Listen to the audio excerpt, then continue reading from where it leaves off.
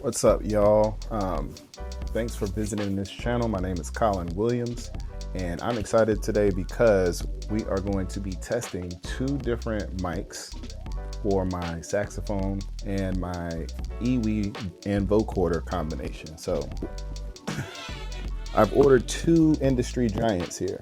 On one hand, I have the EWI RE20, and I also ordered the Shure SM7B classic broadcast mics. The reason I'm doing this is because I actually have been experiencing some issues with my Warm Audio 47, which is a tube mic. I think that there might be some circuitry issues going on inside the power box.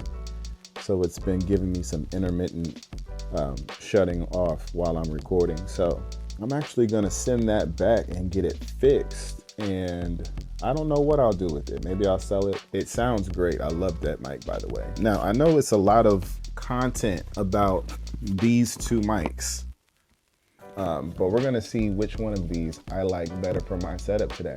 I'm just going to plug each mic up to my setup and see how they work, see how they operate, and figure out which one of these I like best. So you might ask, well, why are you not going with a condenser mic? Why are you going with a dynamic mic? There's a couple reasons. Number one being reliability and stability, right? So I want my mic to last a long time.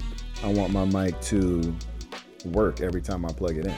Not to say that condenser mics won't do that, but they have a lot more circuitry, a lot more going on. We all want our mics to last a long time. We want them to be reliable. So one of these will end up being my studio workhorse. Also, I think that a condenser mic might pick up a little bit of extra noise, especially from my family outside the room, noises from outside because I'm in a home studio. This is a bedroom studio. I just want to kind of dial back all the extra sounds. The proximity effect. Okay, so I know that the RE20 is supposed to come with almost zero proximity effect, meaning like the more you move around, your voice is supposed to still sound super even. The 7B, I'm not so sure. I think the 7B actually has a pretty big proximity effect. Like when you get really close up on it, it sounds different versus when you pull back. So we're gonna see which one of these sounds better for my gear. Now, also on the condenser tip, a lot of you might say the condenser mic might have way better high end, and that might be true, but I think that I also have a pretty sweet setup here at home. I have gear that is good enough to make either of these two mics sound like what I need it to sound like. So really all I'm looking for is a nice mic that'll give me a nice even signal.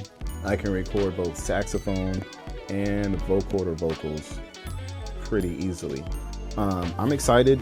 The first thing I'm gonna do is I'm going to unbox these. We're gonna start with the SM7B. I know that you guys like a good unboxing, so I'm gonna go ahead and crack this open and show you guys what I have. Comes in this nice sleeve. Let's open it up, see what's in it. It's branding materials of this cool box top card looking thing. The classic sticker. Then it comes packaged pretty nicely. Okay, so we have a windscreen. I guess that's for your plosives. Plosives and what, sibilants? That's what the audio engineers call it. This looks like it might be an end cap for the bottom of the mic. Got a wire cable. I mean, I see content creators with these all the time. This is definitely an industry standard as far as broadcasting, you know, YouTube, and it's used mostly for talking, but a lot of people use them for music too. They work just as good. But this is the mic. It's how it comes. It's beautiful. It's got this flat black finish on it, which I like a lot.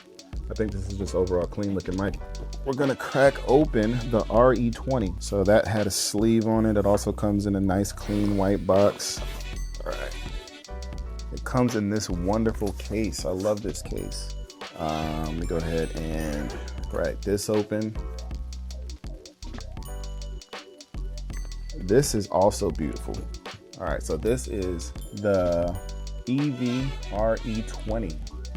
I got it in the black because you know I like that clean look. Yeah, let's get started. Let's test these things, man. Okay, so we're all set up here on my RE20, and we're going to first check the vocals really quickly. Okay, here are the vocals. The vocals sound nice. The vocals sound crispy. I like the way they sound. This is the RE20. Ha, ha, ha, ha. I am checking the proximity effect, and it's pretty good. No matter where I am, if I get right up on it, of course it's louder, but if I'm right about here where I normally would be, I think that it kind of levels out. You are listening to this without any kind of EQ. Right now I'm set at 0 dB on my WA73 EQ preamp.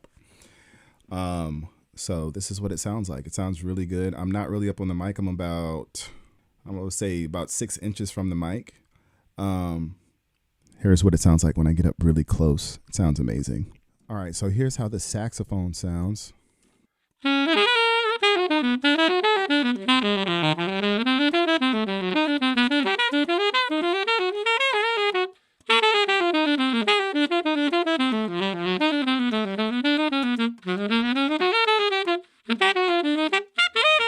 Now we're here all set up on the Shure SM7B.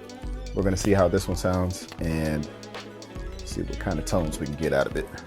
Check, check. This is off the gate. I'm gonna need a lot more juice for this thing. Check, check, check. There it is, there it is. This one needs a lot more power than the RE20 because I had to crank the gain a little bit more on it. And I like the way this sounds.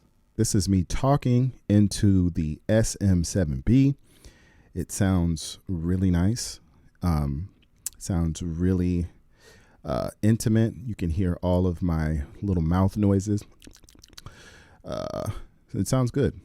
Let me just move around and see if it has a really big proximity effect, which it does. So when I get right up on it, you can hear a lot of the lows come out. When I back up off of it, can't really hear it as much. I come closer. Yeah. Okay. So let's see how it sounds on the saxophone.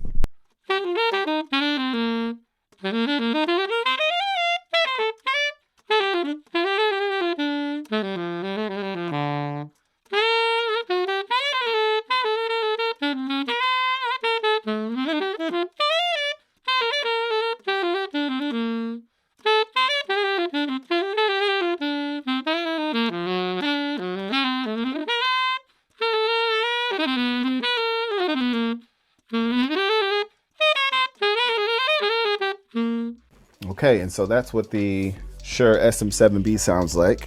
Please excuse my sax playing. Let's hook this thing up to a vocoder and see what kind of sounds we get. Okay, so now we're set up here with the Akai EWI, and we're gonna do a little testing of the vocoder. I got it hooked up to a V256 Electro-Harmonics vocoder pedal, and this is the Shure SM7B. Here we go. 1, 2, 3. 1, 2, 3.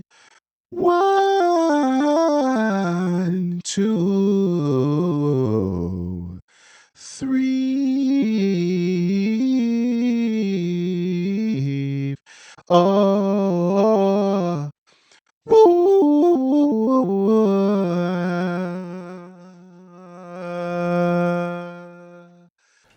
So that's the SM7B. I'm gonna switch to the RE20 now and see what that sounds like on the vocoder. Okay, so now I got my RE20 hooked in. We're gonna check the vocoder on this, see how it sounds. Oh, 1, 2, 3, 4, 5. 1, 2, 3. 1, 2, 3. 3, 1, 2. 3, 2, 1. Oh, oh, oh.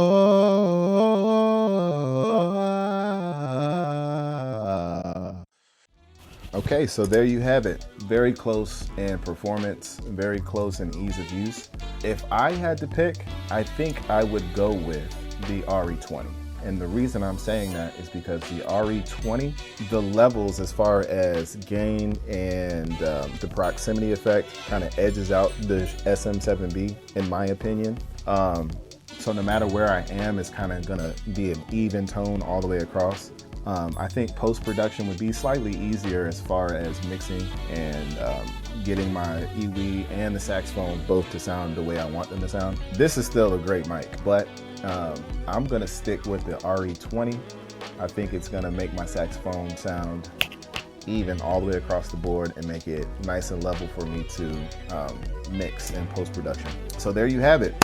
That is my opinion and that is my analysis of both the Shure SM7B and the RE20 for my specific niche rig. You don't see a lot of videos on YouTube talking about how it sounds on horn or talking about it on how it performs with vocoder. I'm trying to put a different spin on it and give you viewers something different to think about if you're in the market for a microphone for your home studio and for your specific rig. If you play horn or if you use vocoder, I think either one of these will do really well. For me, the RE20 does it the best. All right, so that's it. I appreciate y'all watching. Don't forget to like and subscribe. I'll see you on the next one.